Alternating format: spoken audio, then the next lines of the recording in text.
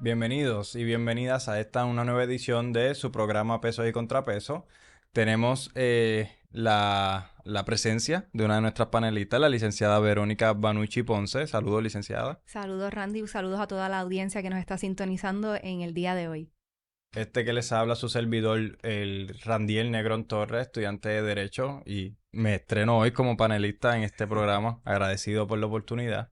Y quiero darle la bienvenida a nuestro invitado de hoy, el profesor Charles Seno Santiago, catedrático de la Universidad Interamericana en la Facultad de Derecho, que además ha escrito muchísimos tratados del derecho, específicamente del derecho al trabajo, volumen 1 y volumen 2. Recientemente escribió también sobre la responsabilidad extracontractual de los patronos y imparte clases sobre distintos cursos de derecho al trabajo, discrimen en el empleo, despido injustificado, y queremos agradecerle por estar presente en la tarde de hoy.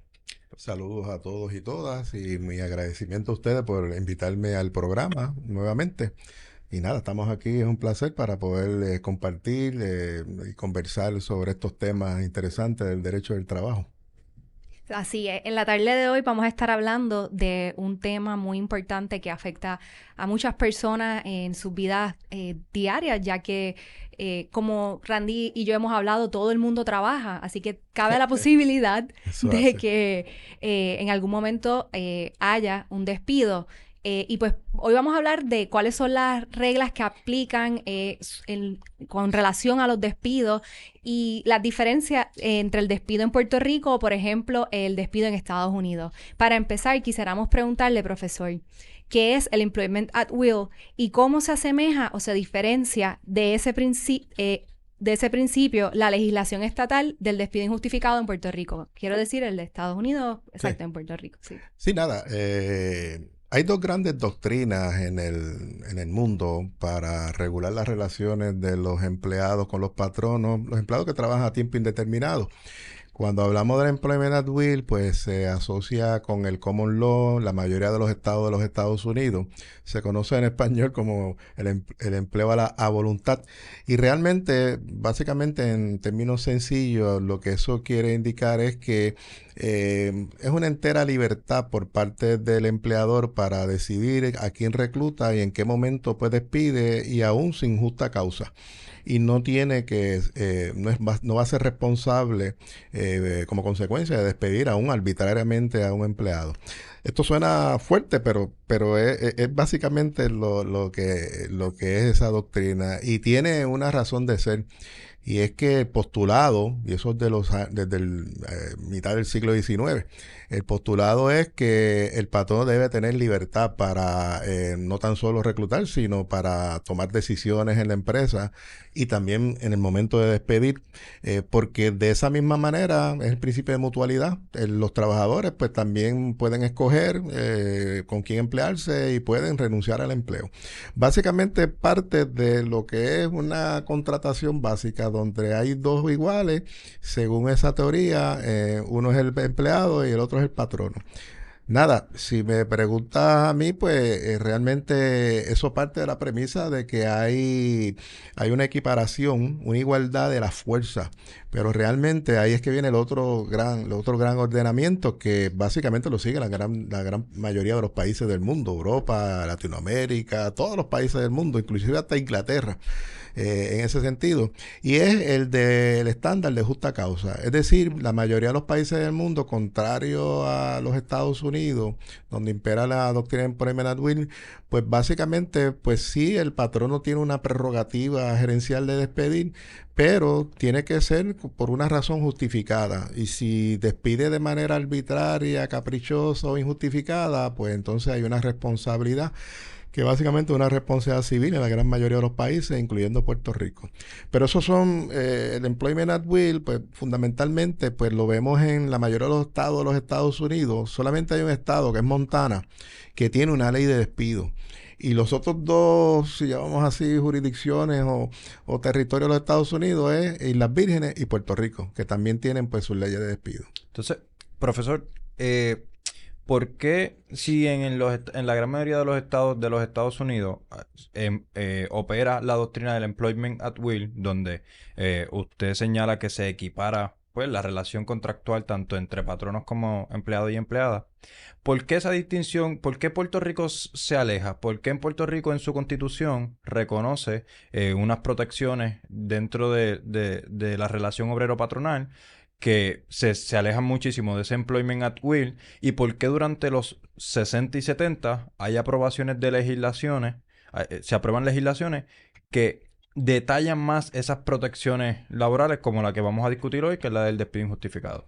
Para contestarte eso, sería bueno, en términos de justeza, pues hacer algo, un análisis comparado que yo creo que podemos extender. ¿Y por qué en Estados Unidos, de manera prácticamente exclusiva en el mundo, pues tiene un sistema distinto en términos de lidiar con los despidos? Y es que eso es parte de la propia idiosincrasia norteamericana. Los norteamericanos, cuando se independizaron, esto en todas las áreas, y se conecta el derecho del trabajo con la libertad de empresa. Y básicamente, pues, ellos pues, han entendido pues, un principio del laissez-faire, del liberalismo. Ha ido moderando con intervenciones de Estado más recientes, como tú dices, también en los Estados Unidos, a principios del siglo pues, XX. Pero la realidad es que la idiosincrasia norteamericana, si lo quiero explicar de esa manera, pues es más afín en ese sentido. Y la libertad total a los empresarios. En el caso de Puerto Rico, curiosamente, Randiel, nosotros teníamos el employment at will hasta el año 1930. O sea, Puerto Rico lo que imperó, estamos hablando de los empleados a tiempo indeterminado, eso no estaba regulado por el código. El código lo único que te regulaba a ti era, pues, los aspectos contractuales y lo que se llamaba el contrato de obras y servicios. Es decir, el empleado por contrato. Tú buscabas las normativas del Código Civil de 1930, por ejemplo, en 1476 te decía que un empleado a tiempo determinado, si se despedía, tiene que ser con justa causa. ¿Y cuál era pues la consecuencia? Pues la consecuencia era pagarle pues todo lo dejado de vengar, más los daños y perjuicios. Pero curiosamente el Código Civil nuestro no abordaba, ¿y qué era lo que estaba imperando? Pues lo que estaba imperando la doctrina de Employment at Will. Es uno de mis argumentos ahora, los que quieren volver de nuevo al Employment at Will, es que en Puerto Rico imperó esa doctrina. Fue en el 1930 que se crea la primera ley de despido injustificado en Puerto Rico, que fue la ley número 43, y por ahí sucesivamente hasta la que tenemos ahora. Además, como tú muy bien indicas, pues le sumas eso a que aquí pues hay una amalgama de leyes laborales que emanan desde la Constitución, leyes protectoras del trabajo. Por eso te quería indicar, vamos a compararlo con Estados Unidos. Acá, pues, la visión es totalmente distinta en ese sentido. Van más al corte, pues, hispánico, español, y España a lo europeo, donde casi siempre, pues, en ese sentido en particular, pues, hay unas protecciones a los trabajadores. Porque parten también de otro aspecto importante, que es una falacia que tú dejas la libertad al patrono, pues prácticamente para que al momento de despedir pues no tenga ninguna limitación. Hay patronos y hay patrón. Y en ese sentido en particular nunca se van a equiparar las fuerzas. Por eso es que hay todas estas leyes protectoras en el mundo y Puerto Rico no es la excepción. Claro. Entonces, si me permite, profesor, vamos a entrar de lleno en la ley que nos trae, ¿verdad?, la discusión de hoy. Y es una ley que ha despertado muchísimo interés en el ojo público en los últimos años en comparación con su larga vigencia en Puerto Rico. Hablamos de una ley, la ley de despido injustificado, para quienes nos están escuchando. Es una ley que fue aprobada en 1976, que fue la ley 80 de 1976, que fue enmendada, ha sido enmendada en varias ocasiones.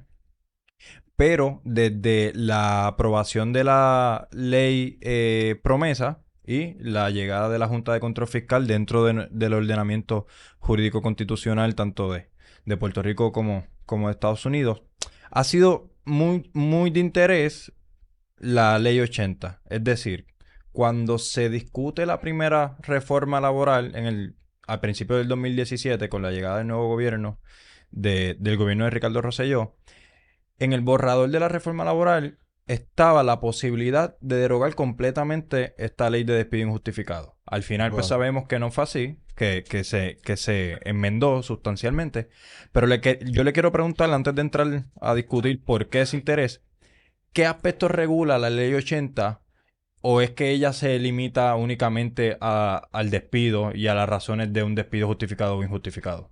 Sí, y ahí precisamente está centrado porque pues parte de los principios y parte de los propósitos. Cuando se crea la ley promesa, y la Junta ha sido bastante activo en eso, de que una de las leyes que hay que derogar es la ley número 80 de 1976, porque mucha gente entiende, no sé, me imagino que ustedes lo han escuchado, la ley 80 es la mesada. Y yo, donde quiera que yo voy, no, la ley 80 no es la mesada, eso es parte, pero no es la mesada. Entonces ahí es que viene la importancia de la ley 80. La contestación a tu pregunta es por qué la Junta y por qué se entiende de que se debe derogar la ley 80. Bueno, pues vamos a los mismos principios de la ley número 4 del 2017 cuando vemos ese preámbulo y toda esa exposición de motivos y los propósitos. Y es que lo que busca es precisamente la flexibilidad por parte de los patronos, liberalizarlo, quitarle cargas para que ellos puedan accionar completamente en las empresas, por los principios que sea del liberalismo.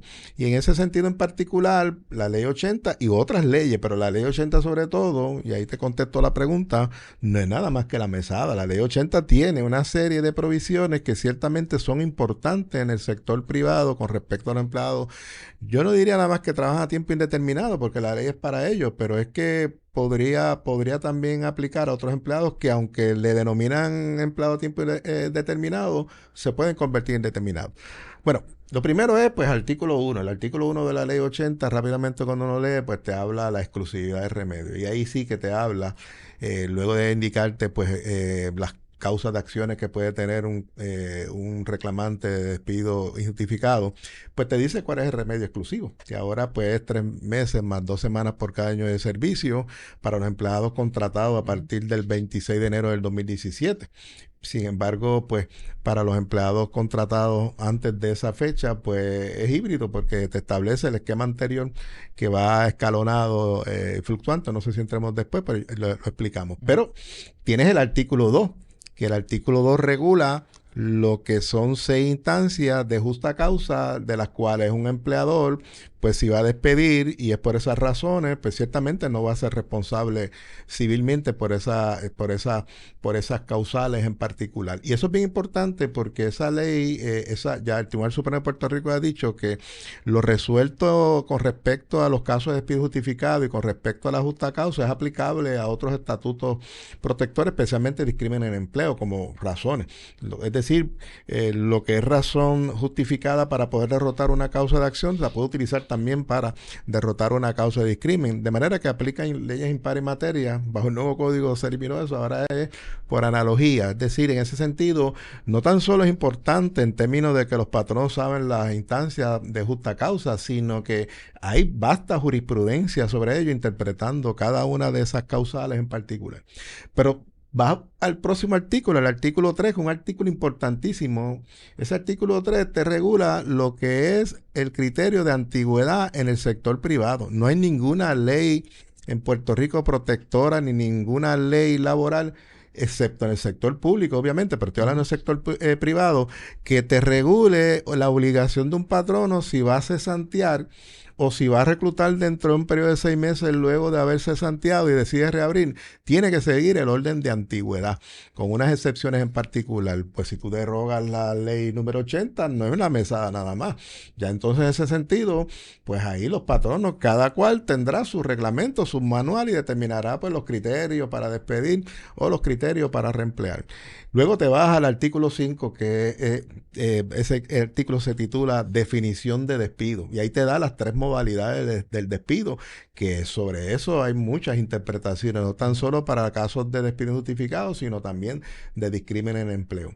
Te regula también lo que es el desplazamiento de un empleado de más antigüedad con respecto a empleados que estén en la misma clasificación. Si tú vas a buscar eso está en el artículo 3 de la ley. Y el 3A te habla, pues, si hay bumping o desplazamiento, si es que tiene varias sucursales, y te dice los criterios a considerar, y sobre eso ha habido jurisprudencia. Es decir, tú derogas todo eso, estás derogando no tan solo una ley que ya lleva años claramente definido con con los principios establecidos en el derecho laboral privado en Puerto Rico, sino que en ese sentido en particular, prácticamente en ese sentido en particular, puede estar impactando y afectando otras legislaciones. De manera que tiene muchos aspectos. Y después te regula otros aspectos como puede ser la situación de la prescripción de las reclamaciones, que eso ha sido también objeto del vaivén con respecto a la ley del 2017, que eran 3 años, ahora lo redujo. Así que mi posición es que la ley 80, la realidad es que es una ley bien importante en ese sentido y una ley que obviamente pues de derogarse pues prácticamente va a dejar en el limbo el sector laboral y ahí sí que va entonces a depender de cada empleador de cómo, cómo lidie con eso, a menos que el legislador decida crear otra legislación. Claro. Si bien la ley no se pudo derogar en su totalidad, sí hubo ciertas partes que pues recibieron grandes modificaciones luego de la aprobación de la Ley 4 de la reforma laboral, y una de estas fue la presunción que creaba dicha ley sobre que todo despido era injustificado y correspondía al patrono rebatirlo. Quisiéramos saber qué efecto tiene el que se haya rebatido esta presunción. Eso es bien importante porque, pues, como muy bien indica, la presunción es importante para la presentación de casos en los tribunales. Como regla general, un tribunal en el ámbito civil, quien tiene el peso inicial de presentar pruebas siempre es el demandante.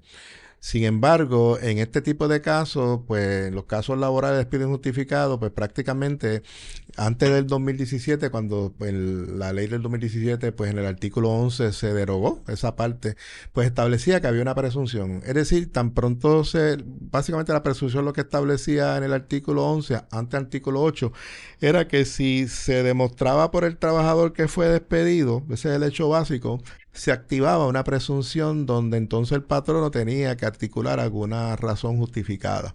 ¿Cuál es el efecto que eso tenía? Pues como le indiqué anteriormente, el artículo 5 habla de 3 modalidades. Si tú probabas que me despidió, verbal o por escrito, pues ya estaba activada la presunción. Es decir, quien iniciaba el peso de la prueba era el patrono. Pero esto no es una cuestión arbitraria, es que el patrono es el que controla prácticamente pues todas las circunstancias. El patrono es el que sabe la razón por la cual está pues despidiendo. El patrono es el que tiene el récord de personal. Por lo tanto, en ese sentido, el legislador lo que quiso es pues establecer algún tipo de mecanismo donde en ese sentido en particular pues el patrono, que es el que tiene la fuerza, pues que fuera el que primero explicara cuál fue la razón. Y en ese sentido pues con eso se vivió hasta el 2017. ¿Qué ocurre ahora?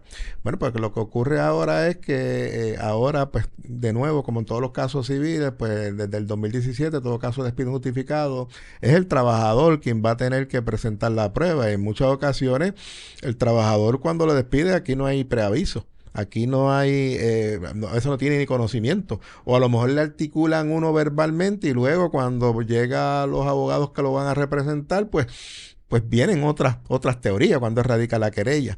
De manera que en ese sentido en particular, pues era más factible porque el patrono fuera el que entonces pues dijera o expresara cuál es la razón de justa causa.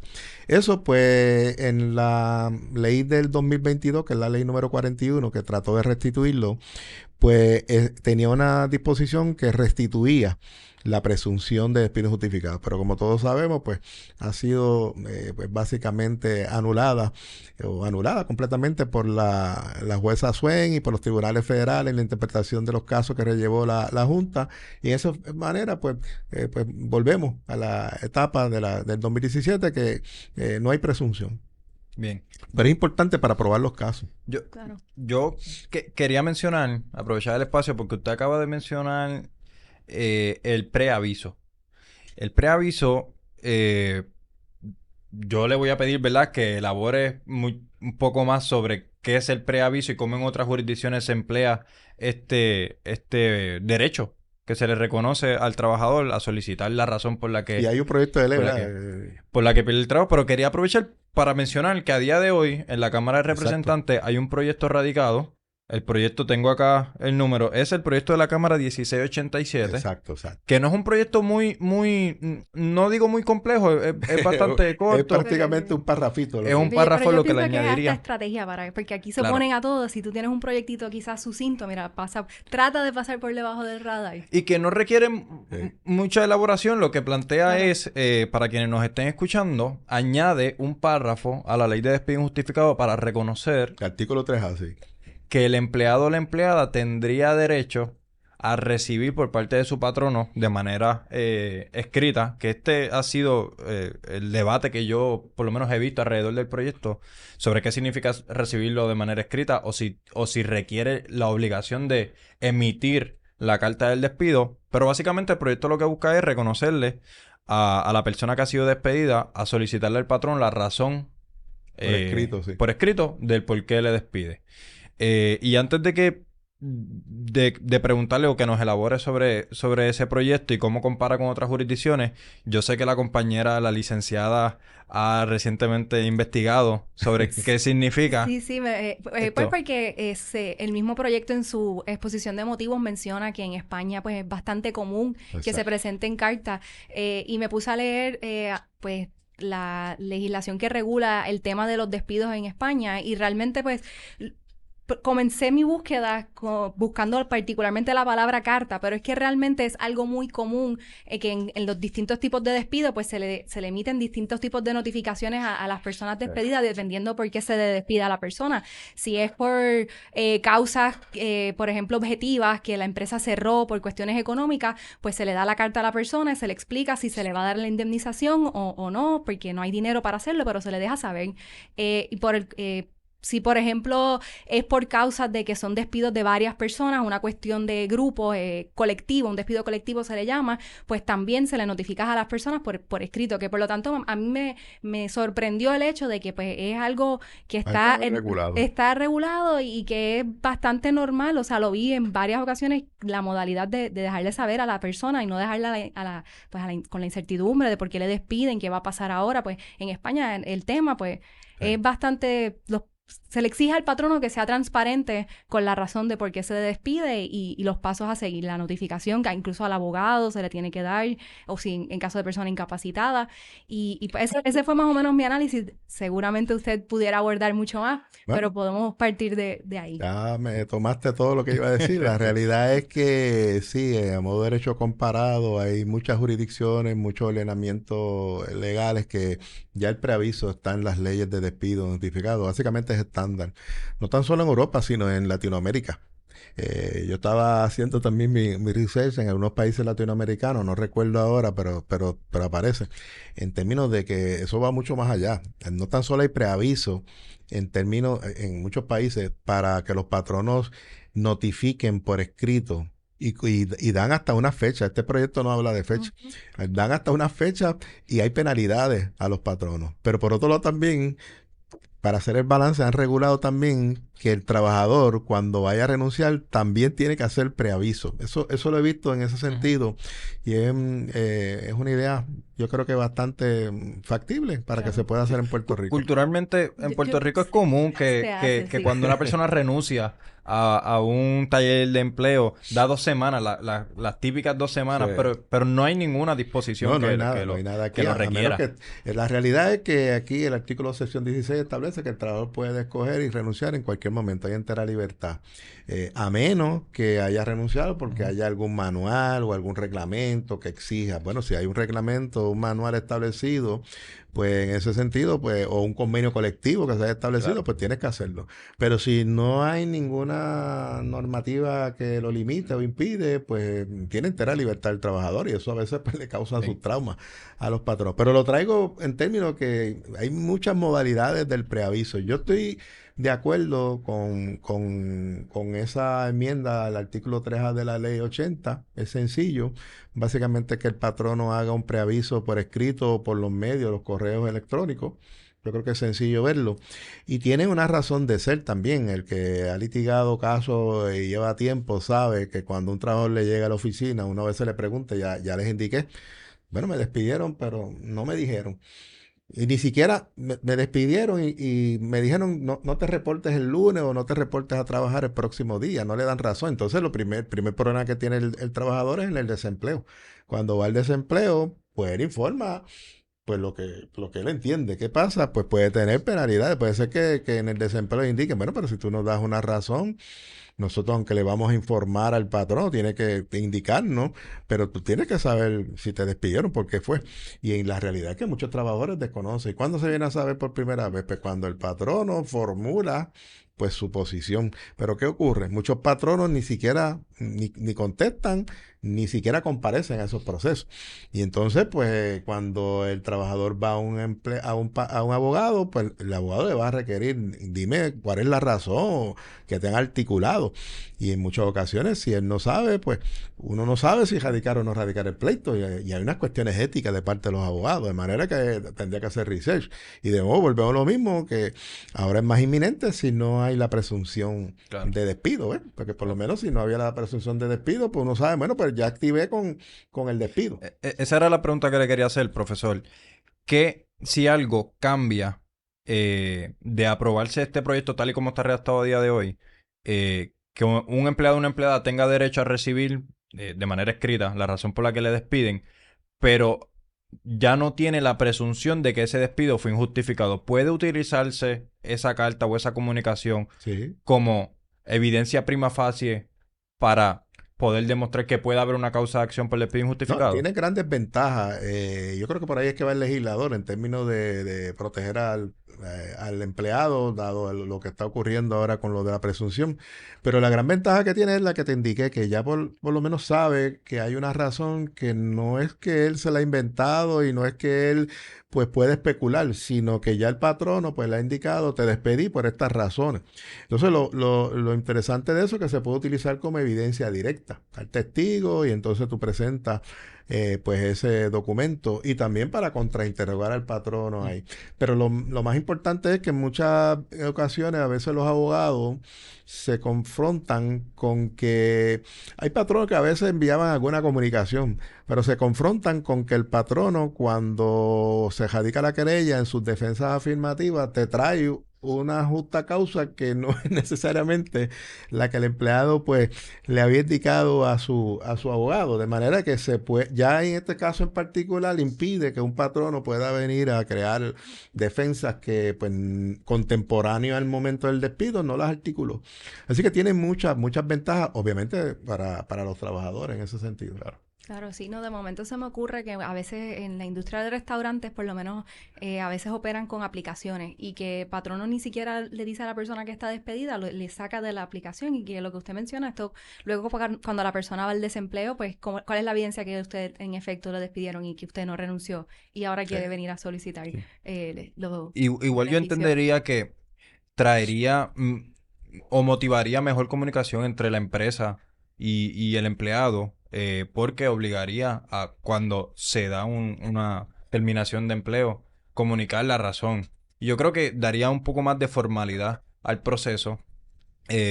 Tú mencionabas España, en España está codificado la relación laboral, hay todo, ¿verdad? Un código que lo regula. Y hay tipos de cartas sobre distintos tipos de despido, como tú mencionaste. Yo creo que llevaría poco a poco a que Puerto Rico pudiera acercarse más a ese paso de tal vez codificar la relación laboral, desarrollando un poco más cómo se dan esas dinámicas, en este caso la de la terminación de empleo. E inclusive, pues, de la perspectiva de los patronos, deben de verlo con buenos ojos porque puede minimizar también las litigaciones por parte de empleados, pues al no saber y ellos especular, pues radicar el pleito. Y probablemente un abogado cuando se siente con su cliente y vea las razones y luego indague de que se pueden corroborar, pues no se presentarían tantos pleitos como se radican ahora. Claro. De acuerdo. Y hemos mencionado aquí el caso que llegó a la jueza Taylor Swain, que derogó el intento de la contrarreforma laboral. Y quisiéramos hablar un poco de eso, porque hubo algunos patronos que se acoplaron a esa legislación y que se acogieron en sus reglamentos a los beneficios Sí. que se reconocía. ¿Qué pasa en caso de que ellos quisieran volver a lo que estaba anteriormente y ya tienen sus reglamentos? ¿Qué efecto tiene el que esta legislación haya sido declarada nula ab initio? Bueno, en términos del efecto a los patronos, eso lo vivieron mucho los abogados que representan patronos.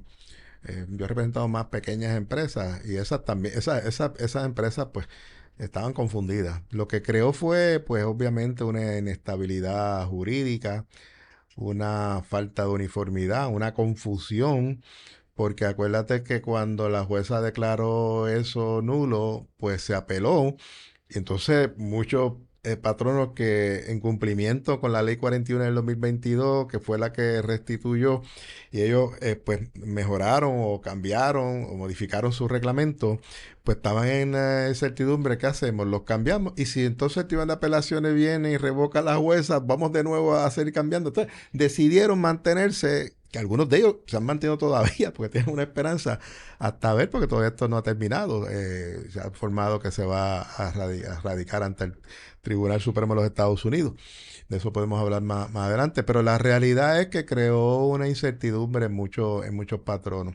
Y todavía hoy en día, porque muchos patronos lo que han hecho es que eso es incurrir en gastos, Ujú. porque tienen que reformular su reglamento y al reformular su reglamento lo hicieron en el 2017, lo hicieron en el 2022 y ahora pues si es que ya lo están haciendo, pues han tenido que recurrir a gastos y eso pues son pues costes para los patronos en ese sentido en particular. Claro. Pero también en términos del ambiente laboral, en términos de los trabajadores y empleados, que no es tan fácil porque hay empleados que viven, están reclutados y llevan años trabajando ahí, pero hay empleados que a lo mejor empezaron en el 2017, luego le cambian la regla de juego agradablemente en el 2022 y entonces en ese ambiente laboral eso puede afectar también la motivación de empleados. O sea, esto realmente tiene unos efectos detrimentales para muchas partes. Sí, Sí, lo que quería preguntar era sobre esos gastos que pudiéramos considerar que el patrón incurrió, uno de estos siendo, por ejemplo, bonificaciones que dio al amparo de esta legislación. ¿Qué usted opina sobre esa situación en particular? Eso hay un aspecto de opinar legal y lo otro, lo que hemos visto en la práctica. Y yo, por ejemplo, estoy en la Comisión de Derecho Laboral y hay muchos abogados de muchos que representan también recursos humanos y representan también patronos. Y realmente, pues, ellos en ese sentido en particular, pues, se percataron de esas situaciones y esas lagunas con sus clientes. Pero la realidad es que al hacer esos cambios en particular, yo he notado, yo entiendo que eran nulos. Si es nulo, pues ciertamente no se tenía derecho no. a ello. Si ya lo habías pagado, pues puedes cortarlo. Ahora, el bono, por ejemplo, si Ujú, ya se ujú. pagó, pues legalmente se pudo haber tomado acciones legales de revertir eso. Pero ahí viene lo que te estoy indicando, mi experiencia y lo que he visto en la calle y de los abogados. Yo no conozco ningún patrono que pues se haya atrevido a hacer eso. Y eso pues quizás es la idiosincrasia del Claro. patrono puertorriqueño. Pero legalmente eso trajo ese tipo de controversia y de interrogantes. Pero eso va a depender de cada patrón Claro. en ese sentido en particular. Y del, Pero mi- si la declaró nulo, pues ya ustedes saben, ya nulo a inicio. Claro. Quiere decir que nunca existió. No, y del mismo modo yo quiero aclarar que aunque la reforma laboral del 2017 modificó bastante la ley de despido injustificado en sus distintos articulados, sobre la mesada y sobre el remedio, siguen estando vigentes las tablas para las personas contratadas antes de la reforma Sí, sí, laboral, que han sido despedidas sin justa causa con posterioridad a la reforma. eso es así. Ahora, claro, para una persona que fue contratada después, posterior a la reforma laboral, tendría que trabajar durante muchísimos años en el mismo lugar para acercarse a lo que recibiría si trabajando menos hubiese sido contratada bajo la reforma laboral anterior, bajo el Estado de Derecho anterior. Profesor, yo le quiero preguntar, porque hay algunas instancias o algunos aspectos de la contrarreforma laboral que no eran o no son aspectos económicos, que sin embargo, al ser parte de una legislación completa, anulada a inicio por el Tribunal Federal, no operan a día de hoy, no están vigentes. Más adelante podemos como usted mencionó, analizar qué está pasando con este pleito en específico. Ujú. Pero yo le quiero preguntar, ¿qué pasa con esos aspectos que no son económicos y que no hay o no vemos una discusión pública sobre la posibilidad de separarlos de ese proyecto que es nulo? Por ejemplo, la presunción. La presunción dentro del despido injustificado. ¿Usted pensaría que es viable presentarlo como un proyecto individual Sí, solo? no, creo, yo entiendo, yo estuve viendo, no sé el nombre del proyecto, que ahora sometió la Cámara y que se sometió, no lo tengo por aquí en el momento de la mano, pero hay un proyecto de ley que lo leí. Y básicamente es una mini ley número 41 Uno del del 2022. 2022 ahora. Con un respaldo, no lo he visto, pero pues vi la exposición de motivo y no veo data económica, pero también se compromete a someter la data económica. Pero están restituyendo la presunción. De manera que ese proyecto básicamente está restituyendo muchas áreas económicas, pero también la presunción de despido justificado, igual que el periodo de prescriptivo a 3 años. Claro. Así que la contestación a tu pregunta es, el legislador puede hacerlo.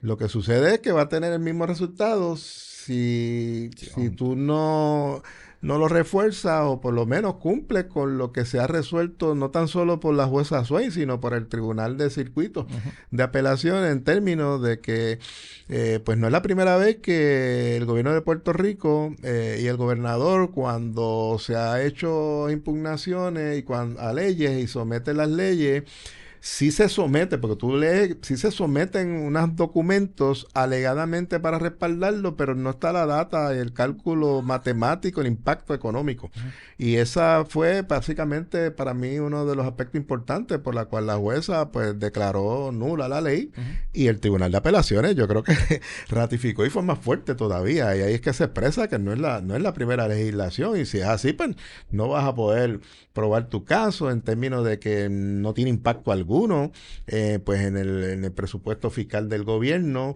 como planteaba el gobierno. Mira, es que esto no tiene que ver nada, esto es empresa privada, esto es el sector privado, aquí no se está impactando el presupuesto ni se está impactando pues obviamente el gobierno y lo que es los fondos del gobierno, pero pues si tú lo articulas pero no lo pruebas, pues ciertamente en ese sentido en particular vamos a llegar al mismo resultado.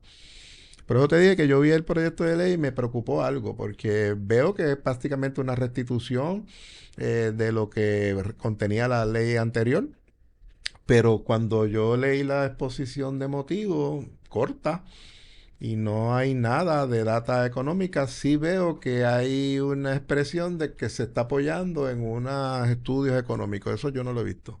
Claro, claro. Pero ciertamente hubo algún tipo de intento de que la contrarreforma laboral, Ley 41 del 2022, mantuviese su vigencia. Ujú. Eh, el Tribunal Federal, la jueza Swain, anuló la reforma.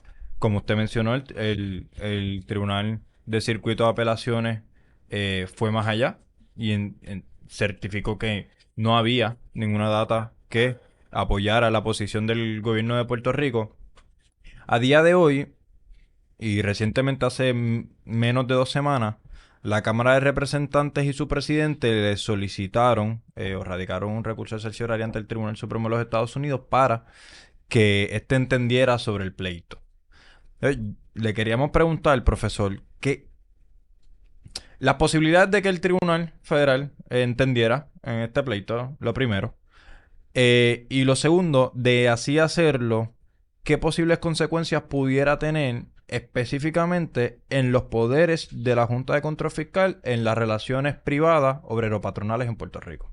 Bueno, yo creo que te he adelantado eso fuera de récord, y no quiero ser, pues obviamente, escéptico, pero yo no le veo mucha probabilidad al caso que se radique. Y cuidado si como un cerciorario es discrecional, ni siquiera entren a considerarlo. Yo entiendo de que ya ha sido bastante consistente lo que se ha estado resolviendo, no tan solo con estos casos, sino los casos que no quieren revocar los casos insulares. No queremos dar pues obviamente cega nuestros ojos, pero la realidad es que hay unos poderes plenarios del Congreso de los Estados Unidos, un déficit político y constitucional en Puerto Rico. Hay quienes plantean, y yo no creo que sea ilusorio, de que pues con esos poderes que tiene el Congreso de los Estados Unidos, lo está repitiendo en muchos casos, hasta en estos casos contra la Junta, pues la realidad es que no hay ninguna diferencia de lo que había en el 1898 al 1902. Allí había una junta militar y ahora hay una junta económica, supuestamente en ese sentido. Pero no le veo posibilidades porque se ha reafirmado que tienen el poder, nos guste o no nos guste. El poder para haber creado promesas, el poder para no tan solo crearlo, porque lo que está ocurriendo con esto es que ahora está yendo más allá, está clarificando lo que creíamos que por lo menos no era tan fácil, para anular leyes aprobadas por la Asamblea Legislativa, un poder soberano, o sea, parte de lo que es la soberanía en Puerto Rico, anulando una ley que no afecta el sector público directamente, pero fíjate cómo la jueza Swain, cuando resuelve los méritos, la declara nula porque ciertamente en ese sentido particular es inconsistente con los propósitos de promesa. Y nada, ella pues plantea que aquí no se pudo pues sostener por el gobierno con data económica, pues cómo no se podía afectar pues la flexibilidad y cómo no se podía afectar por el aspecto fiscal. Y sostuvieron de que independientemente de que es una ley en el sector privado, pues tenía un impacto en los ingresos de las empresas, en los recaudos del gobierno, por ahí es que está el nexo, y en ese sentido, pues es una traba más, y ahí afecta. Pues sobre eso la Junta tiene facultad para entender. Y esta ley, pues si se hace lo mismo al apelarlo, pues lo que va a seguir es reafirmándose lo mismo. Yo lo que creo es, y tampoco es que sea tan positivo, pero como dije, pues quizás el proyecto que se ha radicado, si se puede corregir y si se puede exponer, pues la data económica para refutar en ese sentido de que pues ciertamente no va a afectar el crecimiento del país, pues me parece que es más loable. Y eso yo creo que por ahí se puede ir. Bien. Sí. Y profesor, ¿qué tipo de data usted entiende que se debe presentar? Porque, por ejemplo, en el caso del Tribunal Federal ante Swain y luego ante el circuito, lo que se presentó, por ejemplo, de parte del Departamento del Trabajo fueron unos estudios sobre unos tomos que hubiera que comprar si en caso de que se enmiende la ley. Que por lo tanto estos estudios realmente no, yo entiendo que definitivamente no son los estudios necesarios para demostrar que no hay una correlación entre esta legislación y el fisco de Puerto Rico y que por lo tanto la Junta no interviene. Más o menos, ¿qué data usted entiende que se debe presentar? Yo en este caso en particular creo que hay una agencia que tienen que hacer su trabajo. OGP es una de ellas, pero se ha quedado corta. Y la otra es el Departamento del Trabajo. El Departamento del Trabajo tiene bastantes estadísticas para poder hacerlo. Lo ha hecho en otras legislaciones, como fue la ley de retiro digno. Y otros aspectos en particular. Pero aquí hay muchos estudiosos que han escrito sobre esto. Obviamente, pues han escrito en contra de esta reforma que ha sido en el 2017. El Colegio de Abogados ha hecho dos estudios que están los tomos por escrito bajo la administración antes de la compañera Daisy, que estuvo presidenta. Yo recuerdo uno que fue hecho por un profesor de la Universidad de Puerto Rico, donde ahí hay muchos comentarios, no tan solo desde el punto de vista de educadores, sino economistas. Donde básicamente refutaron las premisas por el cual estaba enmarcada la ley número 4. Y bajo la administración nuestra en la comisión laboral, el primer año nos dedicamos a eso y se sometió un documento que se le ha sometido a todo el público en general, abogados, está por escrito, está electrónico, donde ahí también hay expresiones y posiciones de diferentes juristas y personas que conocen sobre esta materia, destruyendo prácticamente pues las premisas estas de la reforma. Añado esto a algo que comenté también hace rato. No todos los empresarios en Puerto Rico están contestes con los cambios y la precarización de los derechos de los trabajadores en estos momentos. Me mencionaba a ustedes de los restaurantes, empresas de restaurantes, los hoteles. Yo conozco personas que trabajan en los hoteles donde me está indicando, mira, ya esas premisas en las que estaba enmarcada, asumiendo que en el 2017, ya eso prácticamente se ha destruido. Con María y luego de María y luego de la pandemia, el mundo laboral en todo el mundo ha cambiado en Puerto Rico. Ya los trabajadores no quieren trabajar bajo esas condiciones paupérrimas donde tú tengas unas vacaciones que ahora lo máximo es 6 días. Donde tú tengas un bono que no puede ser más de 300, 600 días. Donde ni siquiera los empleados a tiempo parcial pues tienen licencia de vacaciones y licencia de enfermedad. Cosa que se estaba logrando con el proyecto anterior, la ley número 41. Es decir, te puedo seguir mencionando aspectos donde si se consulta realmente a las pequeñas empresas, a los empresarios que están ahora mismo viviendo esas circunstancias, te van a decir que ciertamente pues ellos están dando beneficios mayores a los que pues establece la ley número 4. Entonces la pregunta que vamos a hacer es, pues entonces aquí aparentemente la Junta, la jueza que ha estado interpretando esto, gran sector del gobierno, están en un desfase, están totalmente por un rumbo distinto a lo que está pasando en la calle realmente con los mismos patronos. Y debe de haber patronos que han hecho ya estudios en términos de que ciertamente ellos no pueden sostener sus negocios si no tienen unas mejores condiciones. Yo conozco empresarios que cuando vino la Ley 7 no hicieron cambios, o si hicieron los dejaron igual en cuanto a las vacaciones y a la enfermedad, porque no iban a poder estar competitivos. Y eso fue antes de la situación de la pandemia. Claro. Hay empleados hoy que no quieren ni siquiera trabajar en sus establecimientos. Ya vieron pues el beneficio que hay de trabajar cómodamente. Y de hecho el mundo va hacia bajar de las 40 horas, menos de las 40 horas semanales, y de los 8 horas a menos de las 8 horas. Eso se está viendo en Europa. De manera que nosotros estamos como distorsionados, estamos en un disloque en ese sentido en particular.